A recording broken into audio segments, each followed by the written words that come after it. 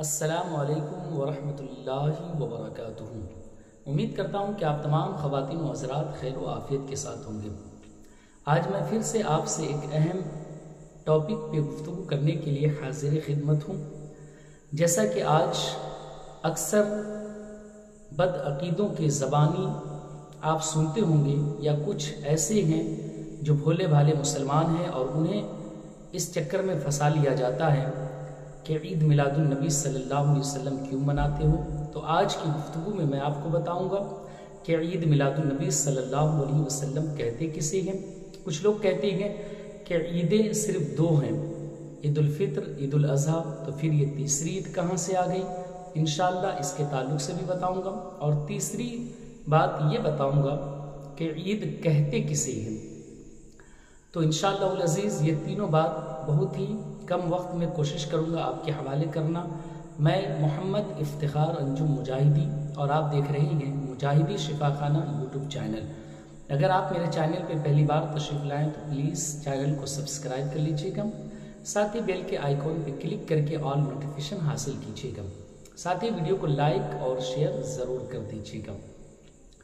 تو آئیے سب سے پہلے میں آپ کو بتاؤں کہ میلاد النبی صلی اللہ تعالی علیہ وآلہ وسلم کہتے کسے ہیں۔ یاد رکھیے کہ میلاد مانا پیدائش، ٹھیک ہے، اور میلاد النبی بھی کہا جاتا ہے اور مولود النبی بھی کہا جاتا ہے، ٹھیک ہے۔ اب اسے میں ہندی کی زبان میں اگر استعمال کروں تو جنم دن، اور اگر انگلش کی زبان میں استعمال کروں تو برتھ ڈے، اور اگر عربی میں استعمال کروں تو مولود النبی یا میلاد النبی صلی اللہ تعالی علیہ وآلہ وسلم۔ اب آئیے کہ آخر عید میلاد النبی صلی اللہ علیہ وسلم سے کیا مراد ہے۔ تو یاد رکھیں کہ عید میلاد النبی صلی اللہ علیہ وسلم سے مراد یہ ہے کہ آقائے دو عالم صلی اللہ تعالی علیہ وآلہ وسلم کی آمد کے وقت کا تذکرہ کرنا، یعنی جس وقت ہمارے اور آپ کے پیارے نبی صلی اللہ تعالی علیہ وسلم کی ولادت ہوئی تھی، پیدائش ہوئی تھی، ان کا میلاد ہوا تھا، ان کا برتھ ڈے ہوا تھا اور ان کا جنم دن ہوا تھا، تو اس عظیم وقت کا تذکرہ کرنا یہ میلاد کہلاتا ہے۔ اور محمد عربی صلی اللہ تعالی علیہ وآلہ وسلم کی آمد سے جو ہم پر اللہ کا احسان ہوا ہے، اس پر اللہ تبارک و تعالی کا شکر ادا کرنا، اس لیے کہ اللہ تبارک و تعالی کی طرف سے جو بھی نعمت ملتی ہے اس پر ہمیں اور آپ کو شکر ادا کرنی چاہیے۔ اور تمام نعمتوں میں سب سے افضل، سب سے بہتر، سب سے بلند نعمت اگر کوئی ہے تو وہ ذات پیارے مصطفیٰ جان رحمت صلی اللہ تعالی علیہ وآلہ وسلم کی ہے۔ ایک بات تو آپ سمجھ گئے، اب دوسری بات سنیے کہ عیدیں دو ہیں، عید الفطر، عید الاضحیٰ، یہ تیسری عید کہاں سے آ گئی؟ ایسا اعتراض مخالفین کرتے ہیں، گستاخ نبی کرتے ہیں، گمراہ کرتے ہیں۔ اللہ انہیں توفیق عطا فرمائے، میری ان باتوں کو آپ وہاں تک پہنچائے تاکہ وہ لوگ بھی جو ہے انہیں سنیں اور سن کر اس پر عمل پیرا ہو جائے۔ یاد رکھیے کہ دیکھیے مذہب اسلام میں ایسا تصور نہیں ہے کہ عیدیں صرف دو ہی ہیں، بلکہ اسلام میں تو کئی عیدوں کا تذکرہ ہے، ٹھیک ہے۔ مذہب اسلام میں کئی عیدوں کا تذکرہ ہے۔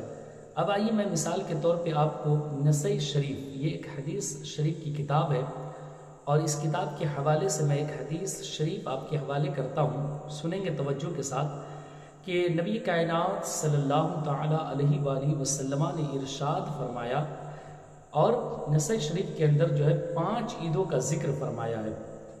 کہتے ہیں کہ آپ نے فرمایا یوم عرفہ، یوم النحر و ایام التشریق عیدنا اہل الاسلام۔